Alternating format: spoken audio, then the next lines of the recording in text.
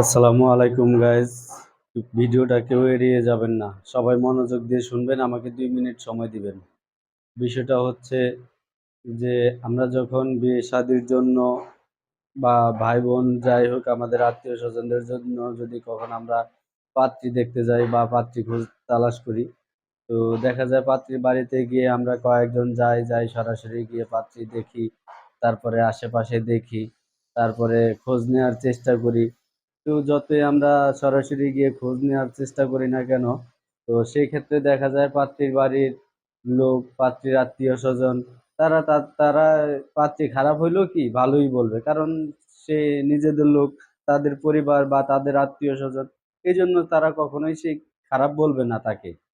তো যার কারণে আমরা করি কি, দেখা যায় আমরা নিজেদের থেকে গোপনে আমরা তথ্য তালাশ নেই।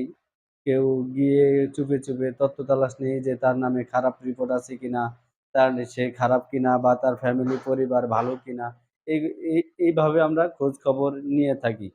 আরেকটা বিষয় হলো, এলাকায় যদি আমাদের কোনো আত্মীয় স্বজন থাকে, সে আত্মীয় স্বজনের মাধ্যমে আমরা খোঁজ খবর নেওয়ার চেষ্টা করি যে মেয়ের ফ্যামিলি কেমন, মেয়ের মা বাবা কেমন, মেয়ে কেমন, এদের আচার আচরণ, তারপরে ব্যবহার, সব মিলা খোঁজ খবর নেই। আবার আর্থিক কি অবস্থা কেমন, কি আছে কি নাই, এই সব কিছু বিশ্লেষণ যাচাই বাছাই করে তারপরে আমরা সামনের দিকে আগাই বা সম্পর্ক হয়, বিয়ে শাদী হয়। তো বিয়ে শাদী যে শুধু ছেলেরা যাচাই বাছাই করে নিয়ে রাজি হলেই হয় না।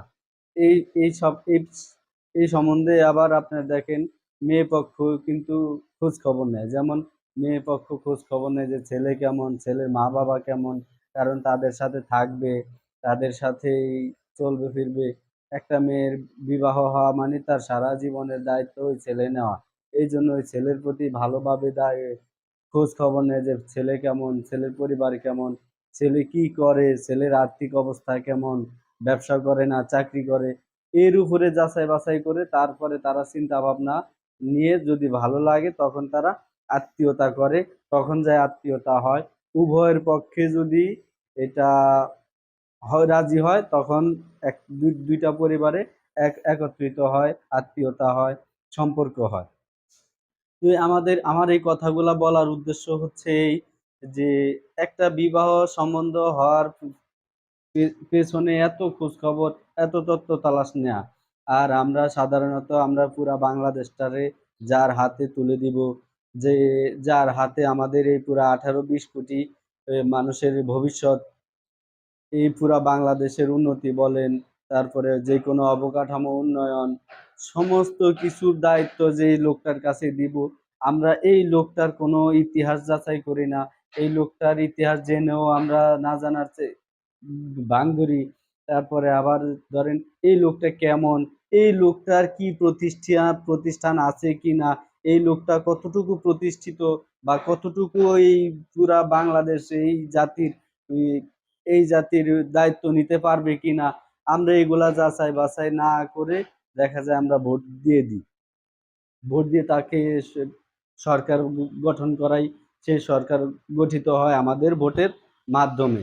তো যাই হোক, এই ক্ষেত্রে দেখা যায় আমরা আমরা এই কাজটা করি। তারপরে আবার দেখা যায় কিছু আছে যেমন সরকার দলীয় পক্ষ, তারা কি করে, তারা দেখা যায় ওই অন্ধভক্ত, তারা হলো অন্ধভক্ত।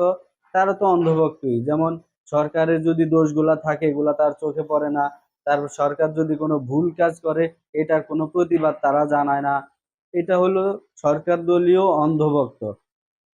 তো যাই হোক, অন্ধভক্ত এই কাজগুলা করতে পারে, কিন্তু আমরা যারা সচেতন নাগরিক আছি, আমরা যারা সাধারণ নাগরিক আছি, আমরা আমাদের চিন্তা ভাবনা করে তো আমরা কোন সরকারকে ভোটটা দেওয়া উচিত বা কাকে ভোটটা দেওয়া উচিত না, এই বিষয়ে তো ভাবা উচিত, দেখা উচিত, তাই না?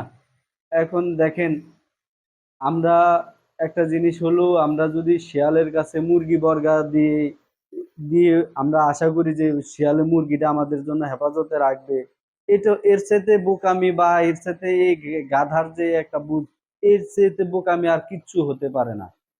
তো যাই হোক, আমার এই কথাগুলা বলার উদ্দেশ্য হচ্ছে কাউকে আমি টার্গেট করে কথা বলছি না, এটা ওটা, এই কথাগুলা বলছি শুধু এই উদ্দেশ্যে যে আপনারাও দেশের নাগরিক, আমরাও দেশের নাগরিক।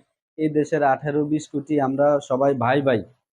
তো এই দেশের উন্নয়ন আমাদের উন্নয়ন, এই দেশের ভালো আমাদের ভালো, এই জন্য আমার এই কথাগুলা বলা। ঠিক আছে? তো যাই হোক, এই যে আরো কিছু কথা আছে, হয়তো আমি আপনাদের আগামীতে বলার চেষ্টা করব।